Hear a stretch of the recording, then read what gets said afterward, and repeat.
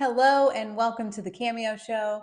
I'm your host, Cameo, and today we are going to talk about resistance and how it shows up in our life, sometimes when we don't even recognize it, and how to overcome and get past some of the resistance that we might be feeling.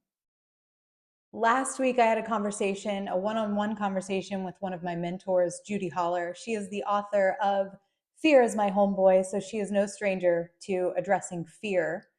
And one of the things that she suggested as we wrapped up our call that I do and that she was also going to do is reread the book, The War of Art by Steven Pressfield. I read this book probably last summer of 2023, and I don't really remember it. It's a very quick read, so I'm almost all the way through it already. I definitely recommend picking it up. I'll link it in the show notes for Amazon to make it easy on you, but it's all about breaking through the blocks and winning your inner creative battles. Esquire says right on the cover, a vital gem, a kick in the ass. So we all need that every once in a while. Today, I thought it would be interesting to have a discussion about some of the content, or at least the principle of this book, Addressing Resistance. This comes on the heels of my newsletter, The Weekly Reset, last week, talking about identifying blind spots. Last week, I was a little bit emotional, and when I wrote that newsletter, I was thinking about someone I recently found out is making a major change in their life. And it's like a life-altering change, one that changes your relationships with your spouse, your kids, yourself. And it is a change that I myself made 10 years ago.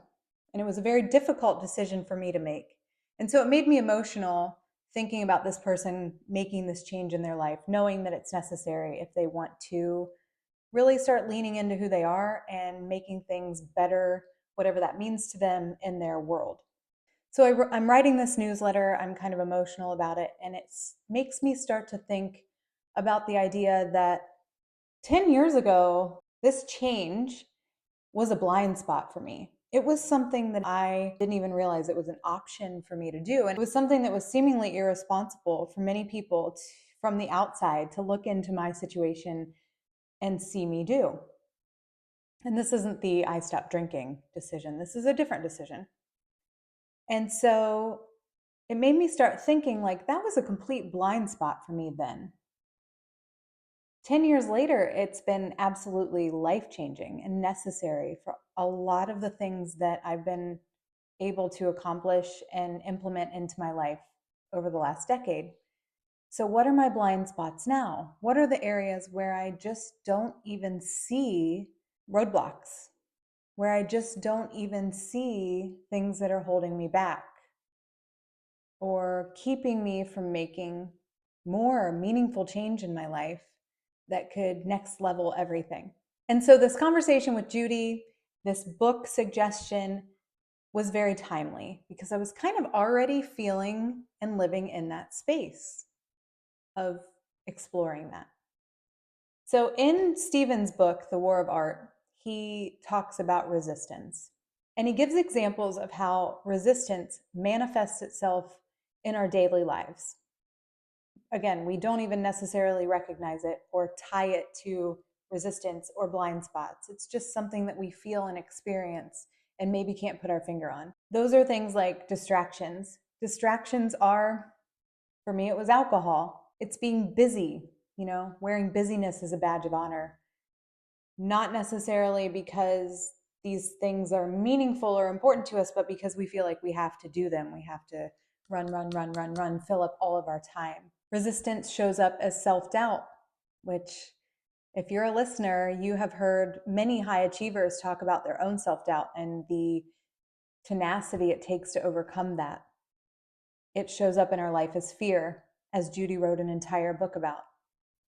Procrastination. So resistance shows up in all of these different ways that are just a part of our daily life. They're just things that we experience literally from minute to minute, hour to hour in our daily activity. I love this one quote from the book where he says, "The more important a call or action is to our soul's evolution, the more resistance we will feel toward pursuing it." And I like that so much because I feel very connected to it. I feel like the things that we fear the most, the things that we want to do the most, are the things that we need to lean into. And they are the areas where resistance is showing up the strongest. So fear is resistance. I'm writing this book called The Reset Button, which I'm sure you've heard me talk about or seen on my social media if you follow me. And the thing that I'm the most afraid of talking about and sharing in that book is the thing that makes my story so impactful. It's the thing that was the catalyst for change in our life. And I'm so afraid of talking about it. And that's resistance. Often we also look at the things that we love so much, the things that we're passionate about, the things that we feel purpose and find purpose in, and we resist leaning into those things. We find all of the excuses and the distractions and the reasons why not. And that's resistance showing up. And often it's because our ego's jumping in to save us and protect us, because this thing that we love so much, that's so meaningful to us, we identify with. And if it's not received well or it doesn't work out, what will we be? How will we feel? And so resistance shows up, and it keeps us from doing the thing that we love the most in various different ways, by procrastination or fear. And I thought that sentence in the book was very, very spot on. So what do we do about it? How do we lean into doing these things that we fear the most or that we love the most, but we distract ourselves or keep ourselves from pursuing? The strategies that he brings up in the book for overcoming resistance in our day-to-day life are things that we've talked about on the podcast before, things that you read and see in your Instagram feed, things that are in many other books. And they are discipline, routine, dedication. And one of the things that he talks about in the book is this idea of doing work consistently. And we've discussed that too, that word consistent, because we don't always feel inspired. We don't always feel motivated, but we can chip away at our resistance. We can step into and lean into the things that we love the most by being consistent about how we approach them. So if it's writing for you, you wake up, you write a little bit every single day. Some of it will be garbage, right? Sometimes you may not feel like it. You do it anyway. It might be a holiday. You do it anyway. And actually, I saw John Maxwell speak. Greg and I did a few years ago. And that was one of the things that he said. He's written who knows how many gazillion books that are amazing. Gazillion's probably reaching, but several books. And that was what he said. People ask him, how do you write so many books? And he said, I write every day. And they're like, every day? And he's like, yes, every day. And they're like, well, what about Christmas? And he's like, I wake up and I write. What about when you don't feel good? I wake up and I write. So the point being that consistency will beat perfection. It will beat when you feel like it every single time. And it will beat resistance. If you implement a routine for yourself where you show up and you do a little bit, not striving for perfect, not striving for done, just striving for doing, you can work around resistance. And that also overcomes the idea that maybe I don't feel like it, I'm not inspired, I'm not motivated. You do it anyway. Consistency. The other piece and suggestion that he made in the book for dismantling resistance is, and again, I'm not done with the book yet, so I'm sure there's plenty more, but I wanted to talk about it because it's fresh and timely, but is this idea of self-awareness and accountability and having a support system. So you may not wake up and feel like running every day. You may not wake up and feel like completing your training schedule if you're planning to run a marathon, for example.